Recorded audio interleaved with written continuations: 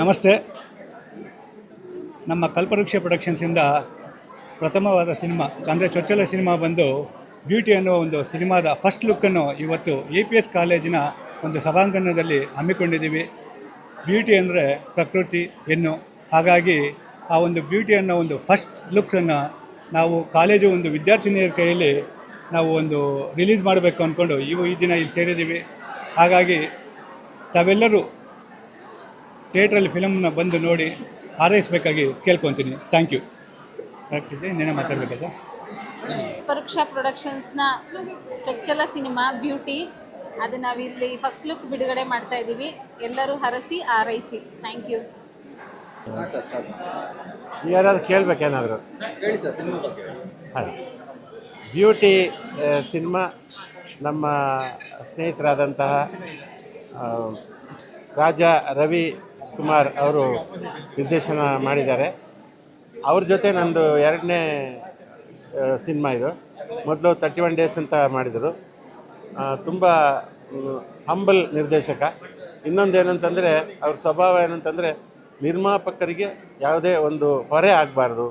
ಈ ಸಿನಿಮಾ ಮಾಡೋದ್ರಿಂದ ಅವರಿಗೆ ಯಾವುದೋ ಅನಾವಶ್ಯಕ ಖರ್ಚಾಗಬಾರ್ದು ಮತ್ತು ತುಂಬ ಚೆನ್ನಾಗಿ ಮಾಡಬೇಕು ಅಂತ ಉತ್ಸಾಹ ಇರುವಂಥ ನಿರ್ದೇಶಕ ಅವರು. ಸೊ ರಾಜಾ ರವಿಕುಮಾರ್ ಅವರು ಈ ಚಿತ್ರದಲ್ಲಿ ತುಂಬ ಹಾರ್ಡ್ ವರ್ಕ್ ಮಾಡಿ ಕೆಲಸ ಮಾಡಿದ್ದಾರೆ. ಹಾಗೆ ನಿರ್ಮಾಪಕರಾದಂಥ ಮುರಳೀಕೃಷ್ಣ ಅವರು ಮತ್ತು ಅವರ ಶ್ರೀಮತಿಯವರು ಈ ಚಿತ್ರಕ್ಕೆ ಸಂಪೂರ್ಣ ಸಪೋರ್ಟ್ ಕೊಟ್ಟಿದ್ದಾರೆ.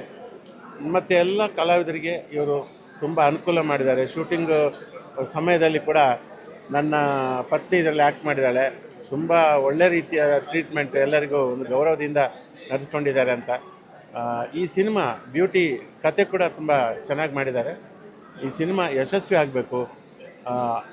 ನಮ್ಮೆಲ್ಲರನ್ನ ನಂಬಿ, ನಾನು ಸಂಗೀತ ನಿರ್ದೇಶನ ಮಾಡಿದ್ದೀನಿ ಇದಕ್ಕೆ, ನಮ್ಮೆಲ್ಲರನ್ನ ನಂಬಿ ನಿರ್ಮಾಪಕರು ಇದಕ್ಕೆ ಹಣ ತೊಡಗಿಸಿದ್ದಾರೆ.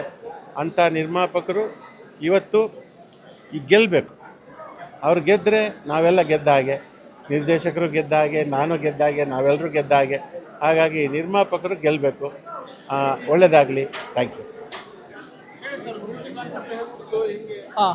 ನಮಸ್ಕಾರ, ನನ್ನ ಹೆಸರು ರಾಜಾ ರವಿಕುಮಾರ್ ಅಂತ. ಈ ಹಿಂದೆ 31 ಡೇಸ್ ಅನ್ನೋ ಸಿನಿಮಾ ಡೈರೆಕ್ಷನ್ ಮಾಡಿದೆ. ಸೆಪ್ಟೆಂಬರ್ 5 ರಿಲೀಸ್ ಆಗಿತ್ತು. ಇದು ಬ್ಯೂಟಿ ನಂದು ಡೈರೆಕ್ಷನ್ ಸೆಕೆಂಡ್ ಮೂವಿ ಇದು. ಈ ಸಿನಿಮಾ ಬಂದ್ಬಿಟ್ಟು ಫಸ್ಟ್ ನಾನು ಪ್ರೊಡ್ಯೂಸರ್ಗೆ ಮುರಳಿ ಸರ್ಗೆ ಹೇಳ್ತಾನೆ ಇದ್ದೆ, ಸಿನಿಮಾ ಮಾಡೋಣ ಸರ್, ಮಾಡೋಣ ಅಂತ. ಸುಮಾರು ಮೀಟಿಂಗ್ಗಳಾಗಿತ್ತು. ಅವರು ಸರಿ ಒಂದು ಫೈನ್ ನಮ್ಮ 31 ಡೇಸ್ ಸಿನಿಮಾ ರಿಲೀಸ್ ಆದ ತಕ್ಷಣ ಸರಿ ಮಾಡೋಣ ಅಂತ ಒಪ್ಕೊಂಡ್ರು. ಕತೆ ಕೇಳಿದ್ರು. ಕತೆ ಕೇಳಿದ ತಕ್ಷಣ ಅವ್ರಿಗೆ ತುಂಬ ಎಕ್ಸೈಟ್ ಆಯಿತು. ತುಂಬ ಚೆನ್ನಾಗಿದೆ, ಈ ಸಿನಿಮಾ ಮಾಡೋಣ ಅಂತ ಹೇಳಿದ್ರು. ಸೊ ಅದು ತಕ್ಕಂತೆ ಅವರು ಅವ್ರ ಬಂಡವಾಳ ಹಾಕಿ ಎಲ್ಲೂ ಕೊರತೆ ಆಗಿಲ್ಲ ನಮ್ಮ ಸಿನಿಮಾಗೆ.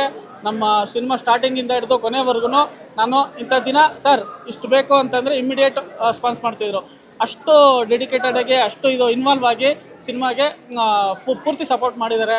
ಅದು ತಕ್ಕಂತೆ ನಾವು ಟೆಕ್ನಿಷಿಯನ್ ಆಗಿ ನಮ್ಮ ವಿ ಮನೋಹರ್ ಸರ್ನ ಮ್ಯೂಸಿಕ್ 31 ಡೇಸ್ಗೂ ಅವ್ರನ್ನೇ ಹಾಕ್ಕೊಂಡಿದ್ದೆ. ಈಗಲೂ ಈ ಸಿನಿಮಾಗೆ ಬ್ಯೂಟಿಗೆ ನೀವೇ ಕೊಡಬೇಕು ಸರ್ ಮ್ಯೂಸಿಕ್ ಅಂದ ತಕ್ಷಣ ಖಂಡಿತ ಮಾಡೋಣ ಅಂತ ಹೇಳಿದ್ರು. ಒಳ್ಳೆ ಸಾಂಗ್ಸ್ಗಳು, 5 ಸಾಂಗ್ಗಳು ಹೇಳಬೇಕು ಅಂದರೆ 5 ಸಾಂಗ್ಗಳು ಕೂಡ ತುಂಬ ಚೆನ್ನಾಗಿ ಮಾಡಿಕೊಟ್ಟಿದ್ದಾರೆ. ಈಗಿನ ಟ್ರೆಂಡ್ಗೆ, ಈಗಿನ ಯೂತ್ಗೆ ಅಟ್ರಾಕ್ಟ್ ಆಗೋವಂಥ ಸಾಂಗ್ಗಳು ಮಾಡಿಕೊಟ್ಟಿದ್ದಾರೆ. ಖಂಡಿತ ಎಲ್ಲ ಸಾಂಗ್ಗಳು ಟ್ರೆಂಡಿಂಗ್ ಬರೋವಂಥ ಸಾಂಗ್ಗಳೇ. ಜೊತೆಗೆ ಈ ಸಿನಿಮಾ ಕತೆ ಒಂದು ಒಳ್ಳೆ ಯೂನಿಕ್ ಸಬ್ಜೆಕ್ಟ್ ಇಟ್ಕೊಂಡು ಕತೆ ಮಾಡ್ಕೊಂಡಿದ್ದೀನಿ. ಈ ಕತೆ ಬಂದ್ಬಿಟ್ಟು ಆಲ್ಮೋಸ್ಟು ನಮ್ಮ ಟ್ಯಾಗ್ಲೈನ್ ಬಂದ್ಬಿಟ್ಟು see and enjoy, don't touch and destroy. ಹೆಣ್ಮಕ್ಳನ್ನ ಒಂದು ಬ್ಯೂಟಿಗೆ ಹೋಲಿಸ್ತೀವಿ, ಪ್ರಕೃತಿನ ಬ್ಯೂಟಿಗೆ ಹೋಲಿಸ್ತೀವಿ, ಒಂದು ಸಂಸಾರನೂ ಬ್ಯೂಟಿಗೆ ಹೋಲಿಸ್ತೀವಿ. ಈ ಬ್ಯೂಟಿ ಅನ್ನೋದನ್ನು C and enjoy, don't touch and destroy ಅನ್ನೋದನ್ನು ನಾವು ಹೇಳೋಕೆ ಹೊರಟಿದ್ದೀವಿ. ಒಂದು ಹೆಣ್ಣನ್ನು ಗೌರವಿಸಿ, ಹೆಣ್ಣನ್ನು ರಕ್ಷಿಸಿ ಅನ್ನೋದನ್ನು ಈ ಸಿನಿಮಾ ಮೂಲಕ ಹೇಳೋಕೆ ಹೊರಟಿದ್ದೀವಿ. ಅಷ್ಟು ಹೇಳಿ ಇದ್ದೀರಾ ನಮಗೆ ಸಪೋರ್ಟ್ ಮಾಡಲಿಕ್ಕೆ. ಸೊ ಮೂವಿ ಬಗ್ಗೆ ಹೇಳಬೇಕಾದ್ರೆ ತುಂಬ ಒಂದು ಒಳ್ಳೆ ಕಂಟೆಂಟ್, ಪ್ರಾಮಿಸಿಂಗ್ ಕಂಟೆಂಟ್. ಈಗ ಸೋಷಿಯಲ್ ಲೈಫಲ್ಲಿ ಏನೆಲ್ಲ ಆಗ್ತಿದೆ ಅದಕ್ಕೆ ಕಂಪೇರ್ ಮಾಡಿದರೆ ತುಂಬ ಕನೆಕ್ಟ್ ಆಗುವಂಥ ಸ್ಟೋರಿ.